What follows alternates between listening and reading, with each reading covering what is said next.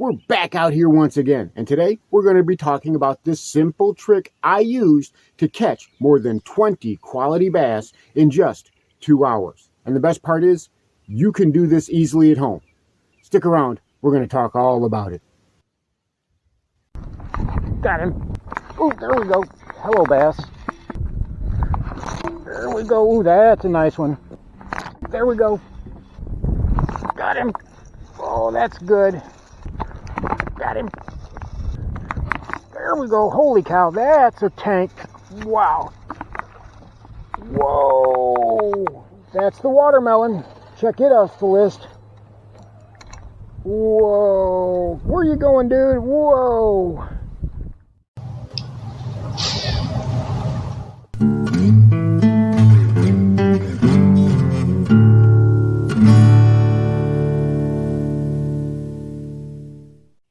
And here is this video's featured comment. Congratulations! If you would like to have a chance to have your comment featured in an upcoming video, all you've got to do is leave a comment. And now, on with the video. Welcome back to Lowbrow Fishing. And we as bass anglers often dream about the same thing, don't we? To have one of those epic days whenever we go out to the water. When we're out there bass fishing and we just seem to be catching bass after bass after bass. And not just dinks, but quality fish. It seems like no matter what we tie on, no matter what color we throw, we just seem to catch fish. Now, when we're reminiscing about it later, or when we're talking to our buddies about it later, we're saying, well, those bass were very active that day and just in a mood to bite. Just like when we say that those bass, when they're not biting, they just didn't feel like biting that day. They weren't very active. But my wife pointed something out to me here recently that I just had to test. We noticed that whenever we're out fishing at the various lakes that we frequent, no matter what we're doing, my worms seem to be better than other worms, regardless of the brand. Now, that doesn't mean that my worms are in some way special. They're made of the same type of plastisol, they're a little bit softer formula, and they've got the same colors, they got the same flakes in them. I salt my baits, but I just use regular old table salt and I grind it up to a fine powder so it suspends in that molten plastisol. So what is it about my baits that are different? Well, we're going to get to that. But first and foremost, we wanted to set up an experiment. We wanted to be able to test something out and see just exactly how true this was. So we wanted to go to the lake. We wanted to go to the big lake when it was highly pressured. We wanted to be able to test this hypothesis out whenever those bass were facing a lot of pressure. And this past weekend, oh boy, was it a doozy. So we decided to go on a Friday afternoon. People getting off work, they're dunking their boat in the water, and Friday evening is always very busy at the big lake. So we went out and we started fishing. Now the first thing that we did was, well, we used the regular cast of characters. These are just regular plastic worms. You guys have heard me talk about these. These I really like. These are those red black core by Zoom that I just discovered. And we caught some nice fish. I don't know, a couple hours out there between us, we caught about 6 fish. And it was really nice, right? You go out there in the water and after a couple hours, if you come back and between you, you've got 6 fish in the boat. You feel like you've had pretty good success. And the thing about this is, and I'm going to get to that, is we went out the very next day. We went out that Saturday, and the lake was even more pressured. See, there was a local airport that was sponsoring an air show, a free air show at the airport, and a lot of people went out on the lake because that gave you the best vantage point to see that air show. So that lake was packed. I mean, there were not just fishing boats, but there were pleasure boats and pontoons all over the place. You could basically walk from deck to deck. It was so packed out there. And we decided that we were going to use that as our anchor point. We're going to fish that. So instead of using the worms that we had before, we had all of these packs of worms. And there was something different about them rather than the ones that I used the day before. And we started using these. And we've got different brands in here. We've got some that I make. We've got some of these cream stick baits that were $1.25. I've got an old pack of cream scoundrels here that I've had probably since 1975. These things are so old, they've been through several different packages as they wear out. So we got some Zoom trick worms in the cake color you guys know that I like. But we proceeded to tear those bass up.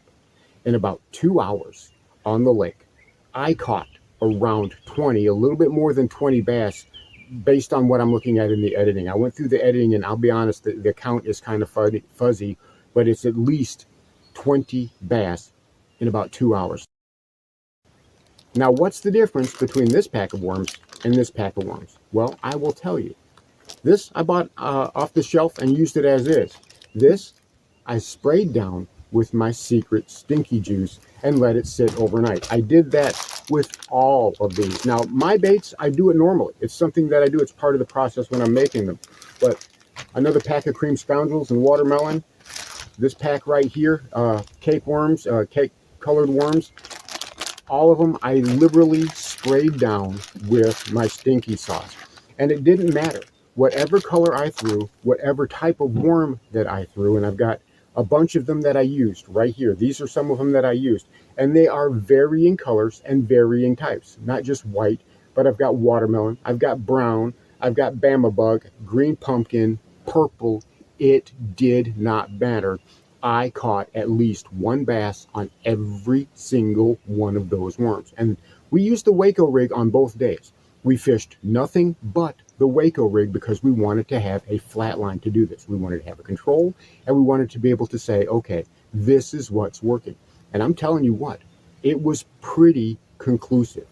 The bait, whenever it was sprayed down and let to sit overnight, it did not matter. I mean, like I said, it was a purple worm. We did red worms. We did white worms. We did all different colors. We were getting bit immediately. Now, and the funny thing is we had taps and nibbles all day long. Those fish would not leave those worms alone. And you can see here, we've got boats right on top of us. Now, these guys, they started off a little bit farther away, but as they saw me catching fish, they crept up closer and closer. And they were not the only boats to do that. We had 3 other boats in this area that were doing the same thing. So we decided, whether they know it or not, they're going to become part of the experiment. So we let them fish behind us, even though they got closer and closer. And after I caught a fish on this particular cake-colored trick worm, well, they saw me catch that fish, and they decided they were going to come out and cast into the same water that we were fishing. Now, granted, that's bad mojo. That's bad form. Don't ever fish somebody else's water. Give them the freedom to fish it. If you wanted that water, you should have been there earlier. But we went ahead and moved. We decided we're going to concede the spot and let them have it just for the sake of the experiment. And we drifted back down the lake. I put the little trolling motor on. We went way back down and let them have that spot. And we got back in line and began to fish behind other boats with the same technique. And you know what? We caught fish in front of them, and we caught fish behind them.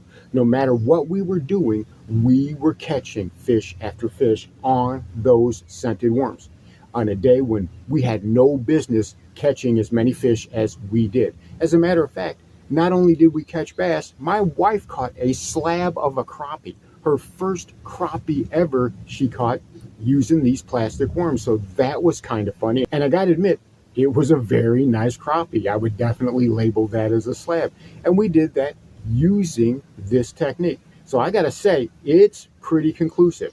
And I know what you're thinking. You said, now, low barrel, you said you were going to give up the juice. You said you were going to tell us what that stinky sauce was that you were using. Yeah, I am. I'm going to show it to you. You can buy this at Walmart, and it's going to surprise you what it is and how I'm using it. It's this. Yum Shad Scent. That's all I'm using, a little 4-ounce bottle. These are about $7.50 at Walmart, at Bass Pro, at whatever, but I just buy it off of the shelf.